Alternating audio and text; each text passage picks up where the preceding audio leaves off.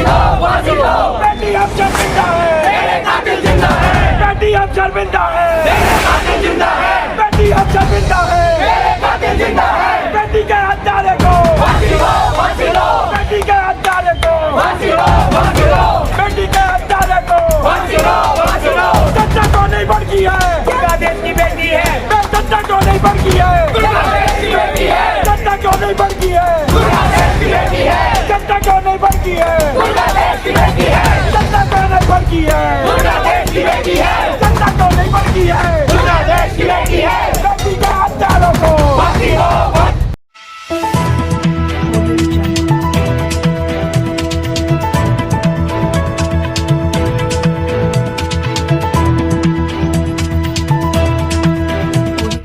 इस news channel पर जो भी वक्ता ने कहा वो उसकी अपनी राय है, जिसकी पुष्टि नेशन न्यूज इंडिया नहीं करता। धन्यवाद।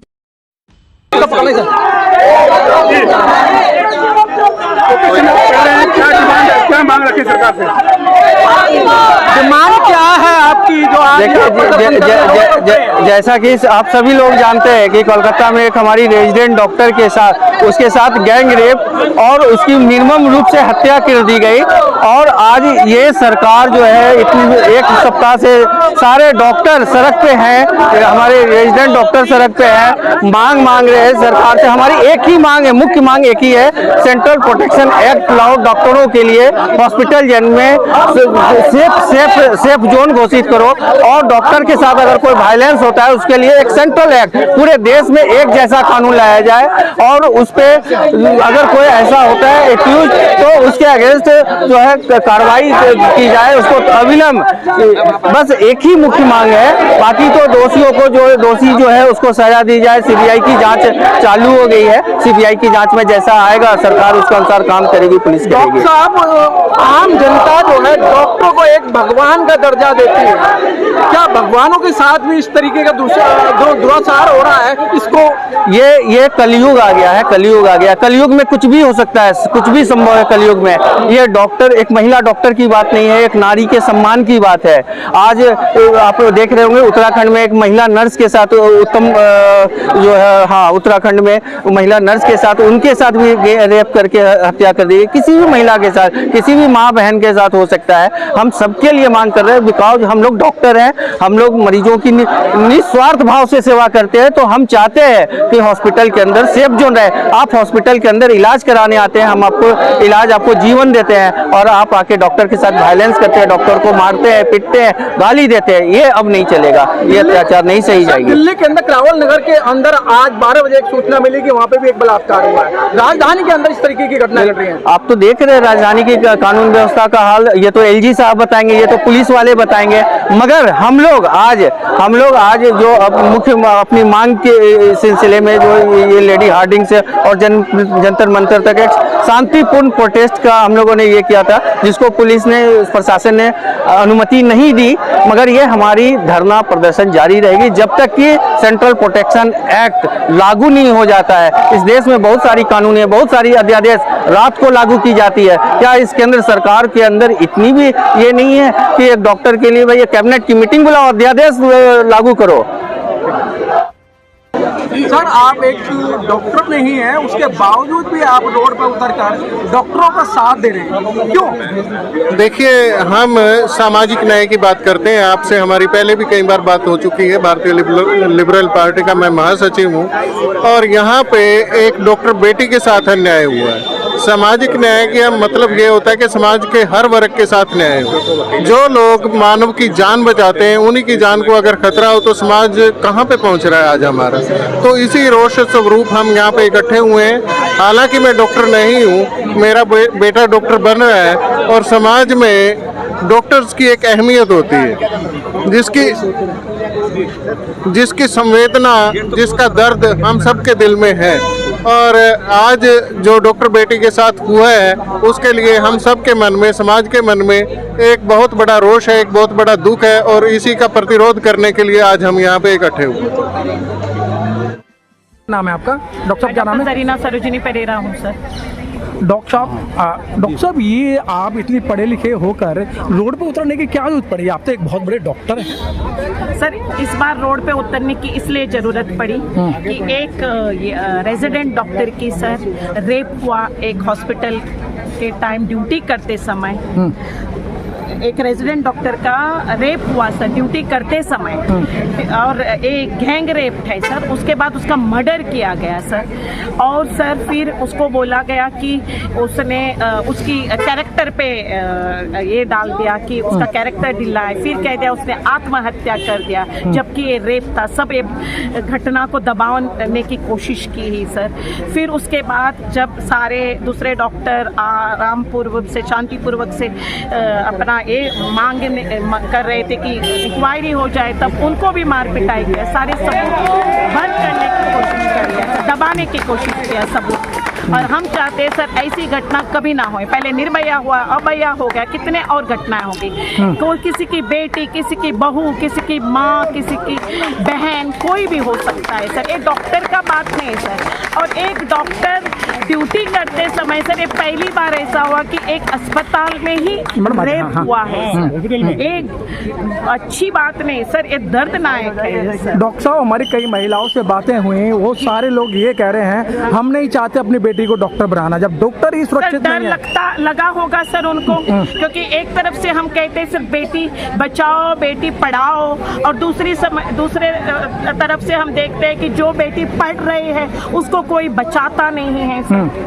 उसका रेप होता है तो फिर क्या है सर? ये विडंबना है सर हमारे देश की। और अभी तक सर हमारे लिए कंज्यूमर प्रोटेक्शन एक्ट लागू करना चाहिए था, 11 साल से ये एक्ट लागू नहीं हुआ है सर। डॉक्टर्स के लिए सर एक सिंपल सी चीज नहीं है, एक टॉयलेट नहीं होते, रेस्ट रूम नहीं होते हैं सर। रेजिडेंट डॉक्टर्स को भी कुछ है सर। डॉक्टर है 48 घंटे लगातार ड्यूटी करते, अभी कहते 72 घंटे कर रहे हैं। हम भी इंसान हैं सर, आप ही कहते रहे, हम भगवान नहीं है सर, हम आप ही की तरह इंसान है सर। तो क्या डिमांड है मतलब इस तरीके की आए दिन इस तरीके?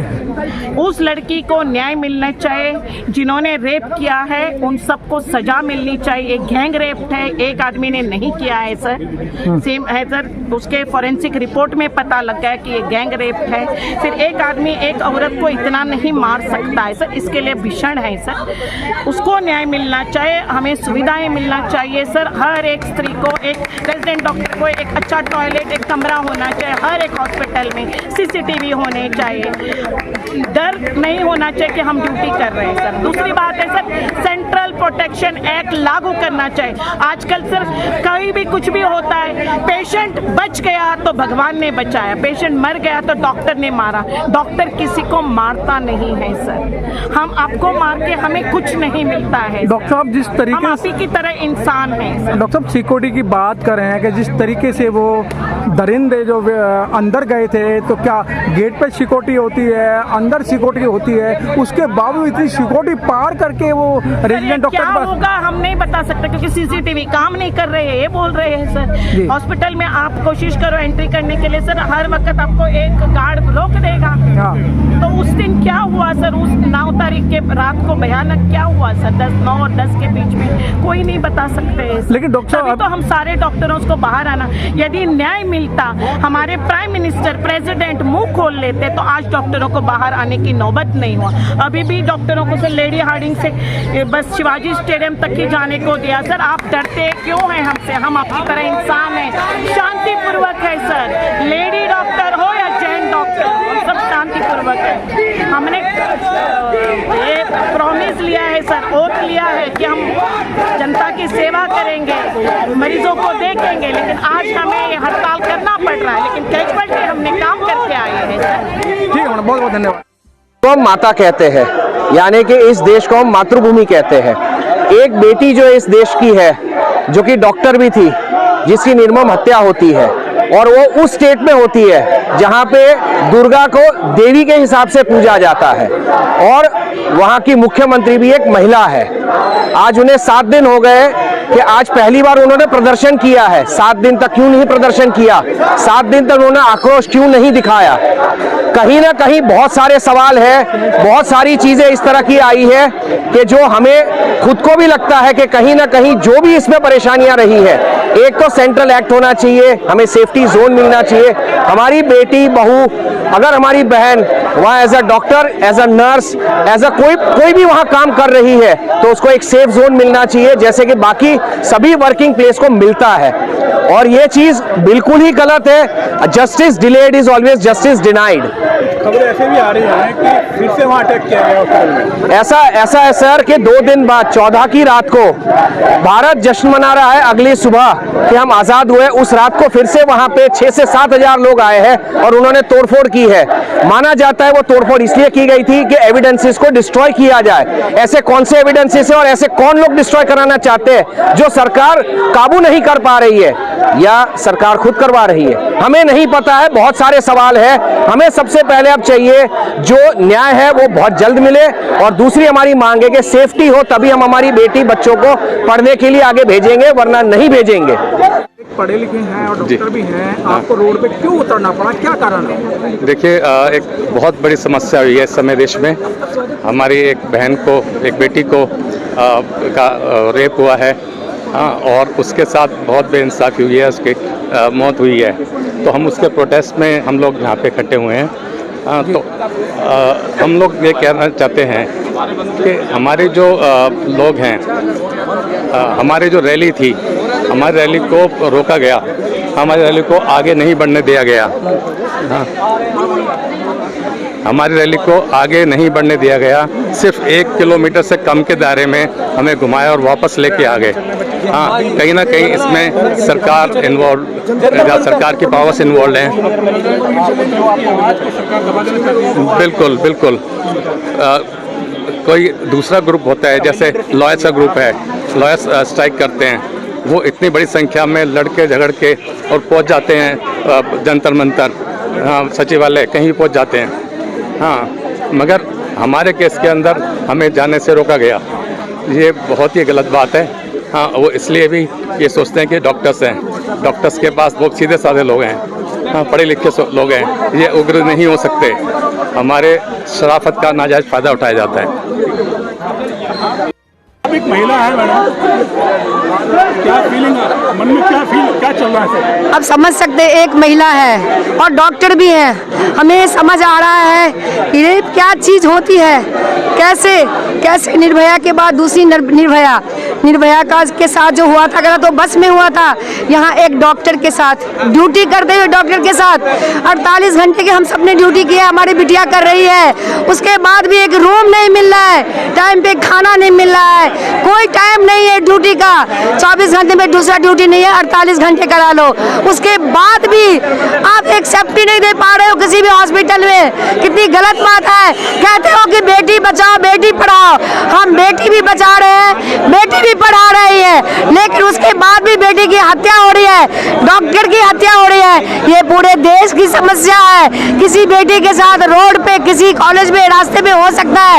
मेरे ख्याल से पूरे देश को आना चाहिए, निर्भया कांड को खत्म करना चाहिए। ममता बनर्जी एक हमारी महिला मुख्यमंत्री है, जहाँ पे काली की पूजा होती है, लोग व्रत करते हैं। आज उन्होंने जो इस तरह से जघन्य पाप किया है, उसको बचा रही है दीदी, उसकी वजह से प्रोटेस्ट करने वाले को अटैक कर रही है, जिससे कि सबूत मिटाया जाए, जिससे कि बात दब जाए। और अब तो वो भी प्रोटेस्ट कर रही है, कितनी शर्म की बात है। बात को डाइवर्ट करने के लिए खुद भी प्रोटेस्ट में आ रही है। बहुत नाटक है। हमें न्याय चाहिए, प्रोटेक्शन चाहिए, ड्यूटी रूम चाहिए।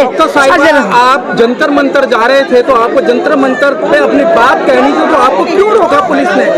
यही तो नहीं समझ आता। रोका ही नहीं, हमें 2 नंबर गेट के अंदर बंद कर दिया गया था। हम बाहर से मीडिया को नहीं जाने दिया, हम अपनी बात को रख नहीं पाए। हमने उनसे इतनी रिक्वेस्ट की कि हम लोग ऐसे बड़गिर लोग हैं, प्रोटेस्ट हम लोग आराम से जाएंगे, अपनी बात मीडिया तक रखने चाहते हैं, जिससे कि बात पहुंचे। हमें नहीं जाने दिया था। बहुत रिक्वेस्ट के बाद एसपी साहब आए, हमें गोल चक्कर तक जाने दिया, यहाँ से मुश्किल से 25 मीटर आगे। ये भी न्याय नहीं है। हमारा दिल दुखा, हम आक्रोश में हैं, हम बोल नहीं सकते, अपनी बात नहीं रख सकते। ये कहाँ से न्याय है? चाहे वे कोई भी सरकार हो, हमें न्याय नहीं मिल रहा है। सीबीआई से कुछ नहीं होता, 7 साल के बाद रिपोर्ट आएगा, तब तक मर जाएंगे हम क्या। हमारी बेटी आजकल डॉक्टर नहीं बनना चाहती, कहीं सेफ नहीं है, कुछ गलत है क्या। महिला सशक्तिकरण कर रहे हैं, महिला सशक्ति के नाम पे केवल धोखा है, धोखा है, धोखा है।